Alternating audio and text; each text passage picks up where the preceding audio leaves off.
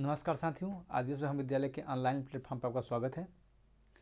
आज का टॉपिक हमारा बीसी सेकेंड सेमेस्टर का है, ड्यूटेराइन एंड अमीनो एसिड। ठीक है, तो आज इसके बारे में हम लोग पढ़ते हैं ड्यूटेराइन होता क्या है और ये अमीनो एसिड से कैसे बनता है। तो आइए देखते हैं अमीनो एसिड। ठीक है, अमीनो एसिड जो आपके होते हैं ये सॉलिड होते हैं at room temperature and generally have high melting point. ठीक है, अमीनो एसिड जो आपके होते हैं वो जनरली सॉलिड होते हैं। ठीक है, ये इनकी जो अवस्था होती है वो ठोस अवस्था में होते हैं और ये इनके जो टेम्परेचर होता है हाई मेल्टिंग पॉइंट होता है। ठीक है, और इनकी एक खास बात और है कि जो ज्यूटर आयन जो इसका जो ज्यूटर आयन बनता है ये, ठीक है, जो ज्यूटर आयन होता है ये सॉलिड स्टेट में ही पाया जाता है। ठीक है, ये zwitter ion exist in solid state. ठीक है, आपका जो ज्यूटर आयन है जो आपका ज्यूटर आयन है वो आपका सॉलिड स्टेट में एग्जिस्ट करता है। ठीक है, एग्जिस्ट इन सॉलिड स्टेट। इसको इतनी बात हम समझ लें, उसके बाद होता क्या है, जैसे इसमें अगर इसका स्ट्रक्चर देखें हम, जो अमीनो एसिड का स्ट्रक्चर बनता है इसका कुछ इस तरीके से स्ट्रक्चर होता है, RHCOOH और NH2। ठीक है, ये आपका एक एमिन ग्रुप है, इसमें NH2 है और एक कार्बोक्सिलिक ग्रुप। ठीक है, तो इसमें होता है क्या है कि जैसे हम इसमें एसिड के साथ जब हम, क्योंकि आपका ये एसिड है, कार्बोक्सिलिक एसिड है और एमिन जो आपका है ये बेस है। ठीक है, जब इसमें हम एसिड, ये आपका और ये बेस है, ठीक है, इसका जब हम रिएक्शन कराते हैं तो इसमें होता क्या है, इसका जो H है ये OH इसका है, ये चला जाता है नाइट्रोजन के पास, क्योंकि हमें पता है कि नाइट्रोजन के पास इसका जो स्ट्रक्चर बनाते हैं तो वैकेंट ऑर्बिटल होता है। ठीक है, इसके पास नाइट्रोजन का, तो ये जो वैकेंट ऑर्बिटल होता है ये अपनी तरफ हाइड्रोजन को अपनी तरफ अट्रैक्ट करता है। इस तरीके से कुछ इसका स्ट्रक्चर जो बनता है आपका, ये बनता है कार्बोक्सिलेट आयन, ये आपका है। ठीक है, ये कार्बोक्सिलिक एसिड है तो ये कार्बोक्सिलेट आयन बनता है और आपका ये एमाइड बनता है। ठीक है, तो कुछ इस तरीके से इसका स्ट्रक्चर बनता है। आपका ये जो होगा ये एसिड होता है और ये बेस होता है, ये इसका नॉर्मली रिएक्शन होती है। ठीक है, अगर ये हम देखें यही चीज़ पाया जाता है अमीनो एसिड में, क्योंकि अमीनो एसिड में भी आपका जो कार्बोक्सिलिक ग्रुप होता है और एक एमाइड ग्रुप होता है, तो इन्हीं का इंटरमॉलिक्यूलर रिएक्शन होती है और इन्हीं के थ्रू ये ज्यूटर आयन बनाते हैं। इंटरमॉलिक्यूलर रिएक्शन कहने का मतलब है कि वो, क्योंकि NH2 जो होता है ये स्ट्रक्चर जो इसका होता है कुछ इस तरीके से होता है। ठीक है, ये एक मॉलिक्यूल में ही इनकी रिएक्शन नहीं होगी, एक और मॉलिक्यूल आएगा, मान लीजिए एक ये मॉलिक्यूल हुआ और एक और कोई मॉलिक्यूल है सेम। ठीक है, यही मान लीजिए सेम मॉलिक्यूल है, तो इनका जो एमाइड ग्रुप होगा वो आपस में, इसका एमाइड ग्रुप दूसरे का, मान लीजिए एक मिनट, इसी का जो एक और मान लीजिए कोई कंपाउंड होता, ठीक है, यही मान लीजिए कंपाउंड होता, ये कुछ इस तरीके से। ठीक है, इसका जो एसिड ग्रुप है ये, इसका एसिड ग्रुप इसके बेस के साथ रिएक्शन करता और इसका बेस इसके साथ, ठीक है, रिएक्शन करता। यही होता है इंटरमॉलिक्यूलर रिएक्शन। मतलब एक में नहीं, एक होता है जैसे इंट्रा होता है, बिटवीन होता है, विदिन होता है। इंट्रा का होता है, इंट्रा मतलब एक ही मॉलिक्यूल के होता है, वे विदिन बोलते हैं एक ही। और इंटर जो होता है आपका, इंटर मॉलिक्यूल जो होता है वो बिटवीन होता है, मतलब दो मॉलिक्यूल के बीच में होता है। और विदिन का मतलब होता है एक ही मॉलिक्यूल के बीच में। ठीक है, तो ये आपका जो रिएक्शन है ये ज्यूटर आयन की, ये इंटर मॉलिक्यूलर रिएक्शन है, मतलब दो मॉलिक्यूल के बीच की रिएक्शन है। ठीक है, तो कुछ इसके इस तरीके से है। इसमें यहाँ तक कि समझने की बात यही है, इसे आपका एसिड के साथ, एसिड की जब एमिन के साथ रिएक्शन कराते हैं तो आपका एक कार्बोक्सिलेट आयन बनता है, कि आपका एमाइड बनता है। ठीक है, ये आपका एसिड होता है क्योंकि इसकी टेंडेंसी है हाइड्रोजन आयन की लॉस करने की।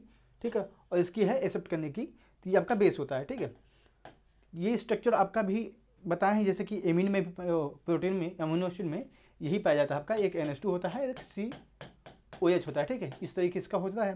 तो आइए देखते हैं इसमें आगे क्या होता है फिर। ठीक है, इसमें मान लीजिए हम करते क्या हैं, when we mix carboxylic acid with primary amine, the carboxylic acid protonate the nitrogen, ठीक है। तो इसमें यही बोला गया है, जैसे इसके पहले रिएक्शन देखें यहाँ पे, ठीक है, ये आपका एसिड है और ये बेस है, ठीक है। इसकी जब एसिड बेस के साथ रिएक्शन कराते हैं तो होता क्या है, जो कार्बोक्सिलिक एसिड है ये इस नाइट्रोजन को प्रोटोनेट कर देता है, ठीक है। इसके पास देखेंगे यहाँ पे NH2 है और ये आपका यहाँ पे NH3 हो जाता है और पॉजिटिव चार्ज आ जाता है, ठीक है। तो ये आपका जो एमीन ग्रुप है इसको प्रोटोनेट कर देता है, यहीं पे यहाँ पे इसकी बात को कहा गया है, ठीक है। यहाँ पे इसी बात को लिखा गया है, ठीक है। इससे क्या होता है, एक अपोजिट आयन का चार्ज फॉर्म होता है, ठीक है। यहाँ पे देखेंगे आप तो O के पास नेगेटिव चार्ज हो जाता है और ये एमीन के साथ एक पॉजिटिव चार्ज आता था, ठीक है।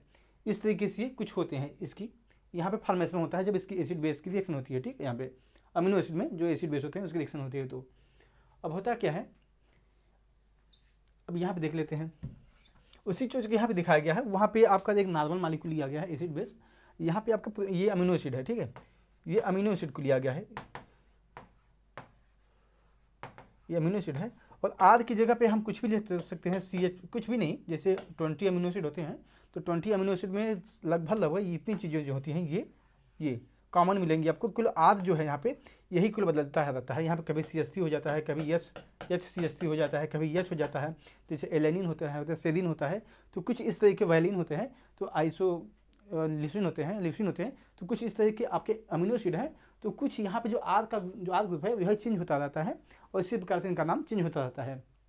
तो इसलिए एक अमीनो एसिड को हमारा रिप्रेजेंट करने का तरीका होता है कि आप जो जहाँ पे ग्रुप चेंज होता है उसकी जगह आर लिख देते हैं। बाकी यहाँ पे इसका मतलब ये हुआ कि आर की जगह पे हम कुछ और भी जगह रख देंगे, जो अमीनो एसिड 20 अमीनो एसिड के जो होती बेसिक फंक्शनल ग्रुप होते हैं वो उनको रख देंगे। तो ये पूरा आपका स्ट्रक्चर जैसे एलेनिन बन जाएगा, सेरीन बन जाएगा, इस तरीके से टायरोसिन बन जाएगा, इस तरह के इसका स्ट्रक्चर बन जाता है, ठीक है।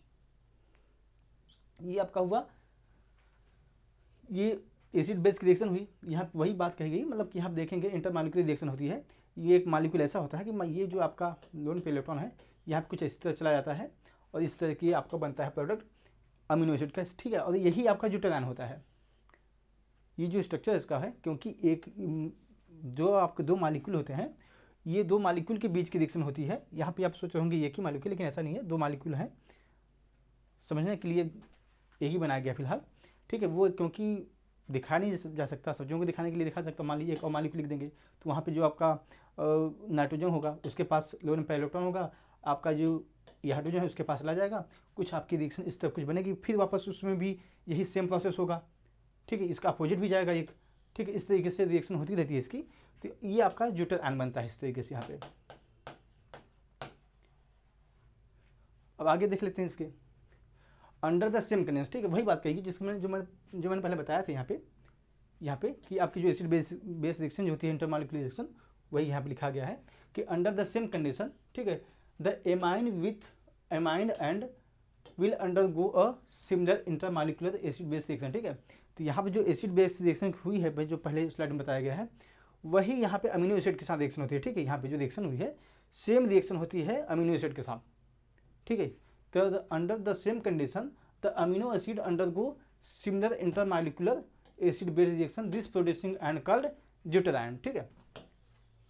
यहाँ पे जो रिएक्शन हुई है इसके पहले यही आपका ड्यूटेरान होता है। ये the polarity of the amino acid causes it to form strong intermolecular interaction which greatly raises the melting point because amino, देखिए होता क्या है कि जब अमीनो एसिड होते हैं इंटरमॉलिक्यूलर रिएक्शन होती है, इंटरमॉलिक्यूलर रिएक्शन होने के कारण इनका जो मेल्टिंग पॉइंट होता है बहुत हाई हो जाता है, ठीक है। और ये जो इनकी पोलरिटी होती है, और ये पोलर सॉल्वेंट होते हैं, ठीक, ये पोलर होते हैं, जो अमीनो एसिड होता है ये पोलर होता है, इसलिए ये पोलर सॉल्वेंट में सॉल्युबल होते हैं और नॉन पोलर सॉल्वेंट में इनसॉल्युबल होते हैं, ठीक है। तो यहाँ पे इन्हीं बातों को लिखा गया है, the polarity of amino acid causes it to form strong intermolecular interaction which greatly raises the melting point, ठीक है। जो आपका अमीनो एसिड का मेल्टिंग पॉइंट होता है, ये स्ट्रांग इंटरमॉलिक्यूलर इंटरेक्शन के कारण, ठीक है, ये इसका मेल्टिंग पॉइंट बहुत हाई हो जाता है। Because amino acid are polar, they have high stability in polar solvent and low high solubility होगा, सॉरी यहाँ पे सॉल्युबिलिटी होगा, high solubility in polar solvent and low solubility in non polar solvent, ठीक है। तो यहाँ पे अमीनो एसिड के बारे में हमें इतनी बातें जानना यहाँ पे जरूरी है, ठीक है। तो ये आपका हुआ ज्यूटोडाइन। ज्यूटोडाइन की क्या होता है, वो आपको इसमें जो इंटरमॉलिक्यूलर रिएक्शन होती हैं, जो एमिनो एसिड की जो इंटरमॉलिक्यूलर रिएक्शन होती है आपके पास, उसके बाद जो हमें ये पॉजिटिव और नेगेटिव चार्ज बनता हुआ दिखता है वही आपका ज्यूटोडाइन होता है, ठीक है। और ज्यूटोडाइन आपका सॉलिड स्टेट में एग्जिस्ट करता है केवल, और इसका जो मेल्टिंग पॉइंट होता है वो काफ़ी हाई होता है। इतनी बातें हमें याद रखनी है। और इसका मेल्टिंग पॉइंट आपका बहुत हाई होता है। इसका पोलर सॉल्वेंट पोलर मॉलिक्यूल होता है, और ये इसकी सॉल्बिलिटी जो होती है वो पोलर सॉल्वेंट में होते हैं, और नॉन पोलर सॉल्वेंट में ये सॉल्युबल नहीं होते हैं, ठीक है। सॉल्युबल मतलब होता है कि घुलता नहीं है। तो इस तरीके से हुआ ये ज्यूटोडाइन। अब आइए देख लेते हैं आइसो इलेक्ट्रिक पॉइंट क्या होता है, ठीक है। The charge on amino acid is affected by the pH of solution, ठीक है। जो चार्ज बन रहा है इस पे अमीनो एसिड पे, ठीक है, जिसका स्ट्रक्चर जैसे यहाँ पे है अमीनो एसिड है, ठीक है। ये इसका जो चार्ज होगा ये अफेक्ट करता है पीएच की, ठीक है। अगर मान लीजिए पीएच इसकी वैल्यू कम है तो इसका होता क्या है कि ये टेंडेंसी जो होती है देने की, ठीक है, वो पीएच लो उस पर होता है। जब टेंडेंसी अगर पीएच एसिड की देनी होती है तो वो आपका ज़्यादा एसिड होता है, ठीक है। तो यहाँ पे ये एसिड की रिएक्शन है, ठीक है, ये एसिड है। अब न्यूट्रल कंडीशन होती है ये कुछ इस तरीके से, और बेस में आपकी कुछ इस तरीके से होती है। तो ये एक रिप्रेजेंट करने का तरीका है कि क्या क्या अमीनो एसिड के साथ कंडीशन हो सकती है कि लो पीएच में आपका कुछ इस तरह का स्ट्रक्चर बनता है इसका। अगर न्यूट्रल है मतलब ये उदासीन कंडीशन में है, ये उदासीन। ये आपका है हाई पीएच मतलब होता है बेस होता है, और लो पीएच आपकी एसिड होती है। ये आपकी इतनी बातें यहाँ पे जानने की आवश्यकता है। अब होता क्या है, at low pH there is large concentration of hydrogen ion, this will protonate the carboxylate ion as the pH is increased to neutral, ठीक है। होता क्या है कि जैसे यहाँ पे इसकी पीएच वैल्यू, ठीक है, मान लीजिए 1.7 से 2.6 है, ठीक है। क्योंकि हमें पता है कि 7 से अगर नीचे किसी की वैल्यू है, ठीक है, वो एसिड होता है, और 7 से अगर ज़्यादा है, ठीक है, ये आपका बेस होता है। तो 7 से नीचे है ये एसिड है। तो